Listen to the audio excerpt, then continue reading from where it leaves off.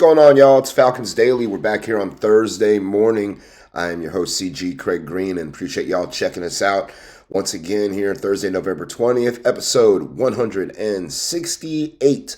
So appreciate everybody who's been riding with us ever since the end of April, this last 8 months or so. Give me a follow on social media. I'm at Craig G Sports, CRAIG, the letter G in the word sports. You can find FanArch at FanArchCo. Their logo is right here in the top left corner, FANARCHCO. That's where they're at on social media.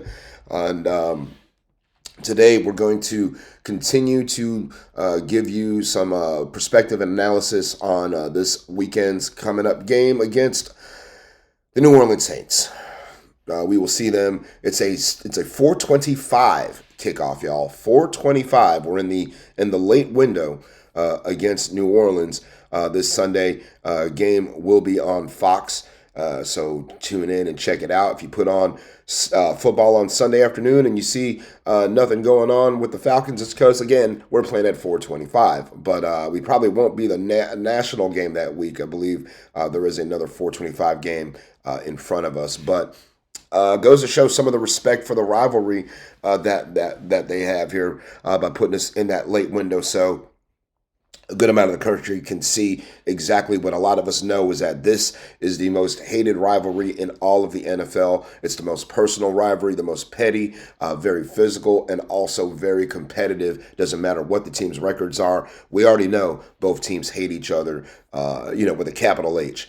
But the Falcons are trying to get themselves together. They're trying to, circle the wagons here and trying to save this 2025 season.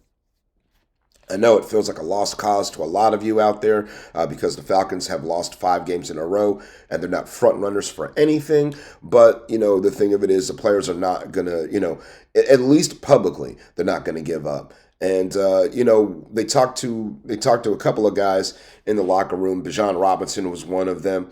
Divine Diablo, who is coming back from IR and should be available for this game, talking about cleaning things up and making sure that they execute. The big word around Flowery Branch has been execution. And no, it doesn't mean executing Raheem Morris. It means executing the plays on the field. So that's where they're at right now. I mean, the players sound like they're trying to own it, despite a lot of the narratives out there. The players are trying to own it themselves and say, we need to execute better. Otherwise, we're not going to have the season that we want to have. And one of those players who emphasizes that greatly is Matthew Bergeron. And he had to say, I think we're at the point at the season where your back is against the wall. We need to win as a program, as a team, just for the vibes in general in the locker room. You need to win, and you have to have that mindset that, yeah, we're desperate. We need to win. Yeah, I mean, Burge is pretty much spot on. This is where you have to have it. I mean, last week against the Panthers was a must-win game, in my opinion. And this week, it's double or triple because a loss in New Orleans not only is demoralizing, it's going to most likely put you out of any playoff discussion, period, because you'll be too far behind with not enough games left to catch up. But it's going to be a demoralizing loss to not only to your division rival, but a 6th loss in a row. And at that point, the players may say, you know what, whatever we're trying just isn't working. Either we need to do something differently, we need a new voice, or let's just, play it out until next season and just go through the motions. But this game counts more than single. It's like a double. This is definitely a double game for us. We've got to have it. It's a division game. It's a conference game. It's our number one rival. 3 reasons right there. And also, again, just like Burge said, backs are against the wall. And usually, we talk about animals backed in the corners and things like that, how they decide to kind of strike out and attack. So maybe that's what we'll see here with the Birds this Sunday, if we can, execute as well as we want them to. Of course, all we need to have is one more point than the Saints. Personally, I don't care if we have 500 yards. I don't care if we have 200 yards. I don't care if we score 45 points. I don't care if we score 7 points. As long as we have one more than the Saints. That's all that matters at the end of the day, is get the win. We've seen in some of these losses where the Falcons have won the turnover battle. We've seen where they've executed in the red zone. We've seen where the defense has got 5 sacks, 6 sacks, 7 sacks. We've seen where Michael Penix has played well in some of these losses, and it still ends up being a loss. So at this point, there's not one statistic out there, outside of possibly third downs, that the Falcons really can improve on to help themselves get over the hump. It's just about doing the little things right in the big moments to put yourself in position to win again. And Raheem has put them in position to win the last 3 weeks with leads, or being tied in the fourth quarter, just not been able to execute and get it done. You have to get it done this Sunday, otherwise your season is most likely over. When we're looking at the New Orleans Saints and we ask ourselves, what is something that troubles us about what they do? What are they good at? Offensively, not a lot. Defensively is their calling card right now this year. They're 12th in total defense. They defend the pass pretty well. Rushing, you can get them in the rushing attack, but New Orleans is 12th in total defense, or actually better in total defense than the Falcons are now. A lot of it having to do with the Falcons giving up 1 billion yards to Bryce Young and Jonathan Taylor. But right now the Saints, they give up 123, almost 124 yards on the ground rushing. Falcons giving up 140 right now. Again, a lot of that having to do with Jonathan Taylor going for over 200 on them 2-3 weeks ago. But the Saints, 12th in total defense, they give up right at 317.5 yards a game. That actually has them tied for 11th with the Vikings in that category. But again, their pass defense, pretty darn good. It's right up there with the Falcons. Falcons averaging 188 yards in the air as a defense. The Saints averaging 190. So that puts the teams at 6th and 7th, respectively, in total defense. They can be had. What else are the Saints good at? They're good at turning over the football. Not turning it over and creating them, giving it away is what I mean. The Saints right now, -3 in turnovers right now. They've given it away 12 total times. Or they've taken it away 12 total times and given it away 15 times. And again, you've got a new quarterback in there for them as well. As Tyler Shuck is going to be the guy under center for New Orleans on Sunday. So, they did defeat the Panthers, and they did it largely with defense and with running out the clock. Another thing they're good at is still feeding the ball to Alvin Kamara. Somehow, some way, Alvin Kamara is still in the league, and he is still being productive. I thought Alvin Kamara was like 45 years old or pushing, getting close to retirement like Cam Jordan. No, this dude is 9th year in the league or 10th year in the league. He's only 30. He's only 30. So we're going to have to see Kamara, probably for the foreseeable future, at least the next 3 to 4 years if he stays with the Saints. But when it comes to Kamara, he does play a pretty big role in what the Saints do and how they like to operate their offense. But who plays a bigger role? Will it be Bijan? Or will it be Kamara? And honestly, I think Alvin Kamara is a bigger piece to what the Saints want to do versus what the Falcons need from Bijan. I know we lean on Bijan a lot, but I think Kamara, without him, they're going to have a hard time moving the football and keeping defenses honest. And here's a breakdown of what they've done so far this season. I mean, gaudier numbers, of course, for Bijan.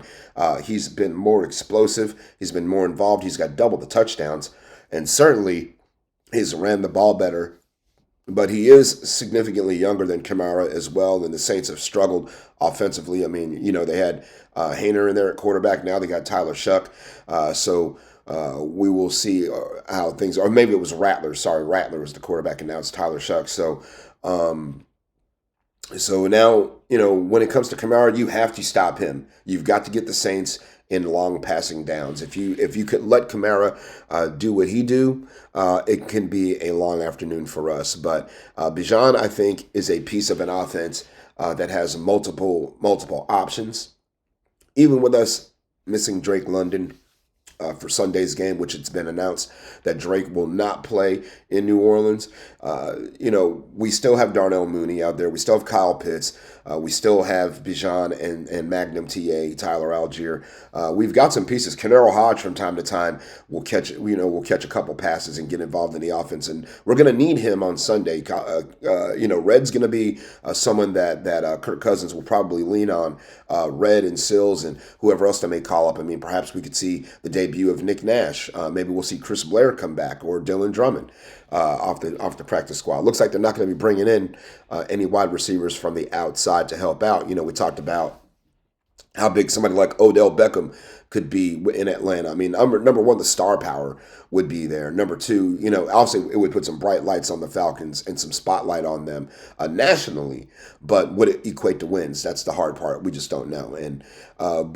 So they're going to roll with who we've got in the building, and I understand it because they've been here and they've been doing it. So that's where we stand right now. But the number one place we stand is you got to put a hat on 41 and don't let him wreck your defensive game plan. All right, y'all. After that, we had some comments and things like that. I had them out. I'm gonna pull it out of my pocket here and go back to the comments that we had from from yesterday's program.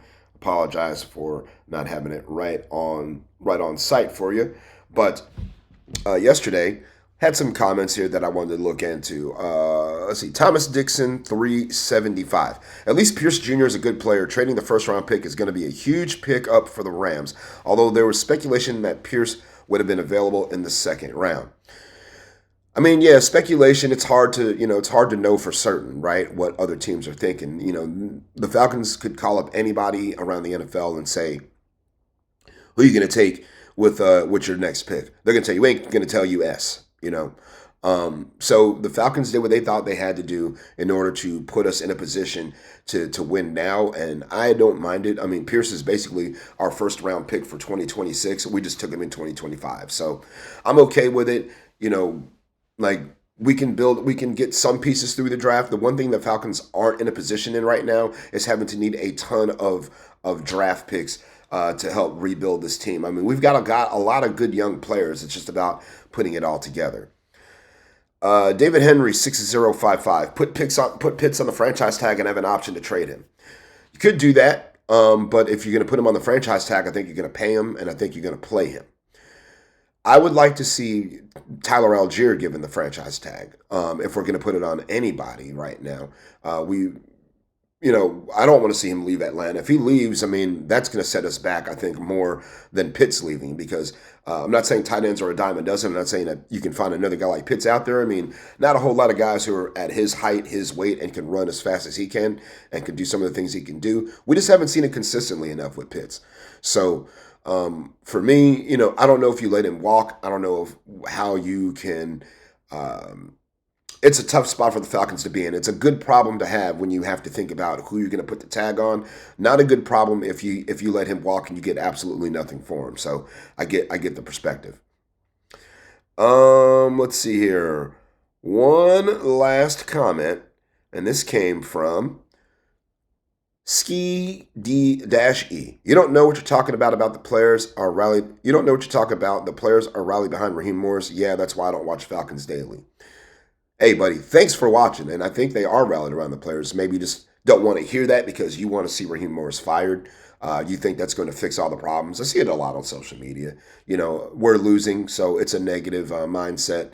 And one thing you're not going to get on here with me is just a bunch of negativity. I mean, I'm going to keep it real, and tell you where we've got problems. But ultimately, firing the coach is going to do what? It's going to make you give up on the season. It's going to make everybody else give up on the season. It's going to put morale in the locker room even further down than it could be right now. So, yeah, if you want to see the Falcons lose out and get in touch for, get in line for a number one pick that they don't have, that they won't have, that's going to go right to the Rams, then sure, we'll see if that happens. But apparently you were watching, and thanks for watching. All right, y'all, let's get it going. And everybody have a great Thursday. We'll be back on Falcons Friday to give it a breakdown one more time, and also wanted to give a shout out to our QB, Michael Penix Jr., who is now out for the season. Our show launches at 11 a.m. Raheem's press conference was a little bit after that, and he announced shortly after we premiered yesterday that he is going to miss the entirety of the season with a partially torn ACL, and he is going to undergo surgery to repair it. So timetable for Michael Penix coming back is unknown, but I will say this: Penix, you played your ass off. You tried your best, and from one Falcon fan to a Falcon player, appreciate all your effort. Good luck. Come back stronger next year, and hopefully this team can rally around Kirko, and we can get us into the playoffs and do some special things. But until we'll say it to to all the Falcons family out there. Also to Michael Penix, until next season for you, sir. We'll see you then. But for all the Falcons family, continue on liking, subscribing, rising up, and sounding off in the comments. I love it. Good, bad, or indifferent. We're all here to talk Falcons football. Y'all have a great Thursday. Sayonara and buenos noches.